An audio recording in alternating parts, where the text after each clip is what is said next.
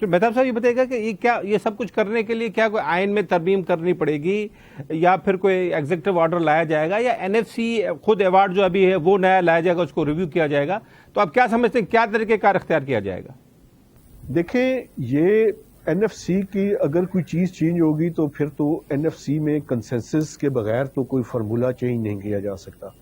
لیکن اسلام آباد میں آپ نے دیکھا کہ کچھ اس طرح کی گفتگو ہوئی ہے کہ 18th امینڈمنٹ کے اوپر ڈیلیبریشنز کی ضرورت ہے.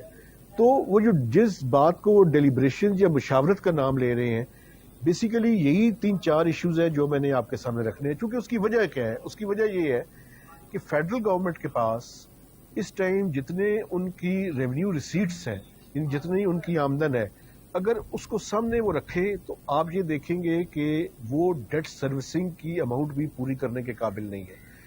تو اس کے بعد ڈیفینس، اس کے بعد ڈیولپمنٹ، اس کے بعد سبسڈیز، اس کے بعد رننگ آف دا گورنمنٹ، اس کے بعد پینشنز، یہ ساری وہ چیزیں ہیں جس کے لیے وفاقی حکومت کو ادھار لے کر، چاہے وہ ڈومیسٹک ہو یا ایکسٹرنل فارن لونز ہوں، یہ لینے پڑتے ہیں اپنے ڈے ٹو ڈے افیئرس چلانے کے لیے. تو یہ اس کا بنیادی کانٹیکسٹ ہے. اب اس کو ایگزیکیوٹ کیسے کرنا ہے؟ میں سمجھتا ہوں کہ یہ 18th امینڈمنٹ میں آپ کو پتا ہے کہ اگر اس میں کوئی تبدیلی لانی ہے تو وہ پارلیمنٹ کی اپروول کے بغیر تو نہیں ہو سکتا. NFC میں تبدیلی لانی ہے تو NFC آپ کو پتا ہے کہ ایک فورم ہے کانسٹیٹیوشنل، اس میں بھی جو بھی ہے وہ کنسنسس کے ساتھ ہی کوئی چیز چینج ہو سکتی ہے. میرا خیال یہ ہے کہ اس پہ ڈیبیٹ ایک شروع ٹریگر ہو چکی ہے. اب دیکھنا یہ ہے کہ جب الیکشنز اگر ہوتے ہیں اور الیکشنز کے بعد جو بھی حکومت آتی ہے وہ اس پہ آگے کیسے پروسیڈ کرتی ہے، لیکن یہ ساری چیزیں آن دا ٹیبل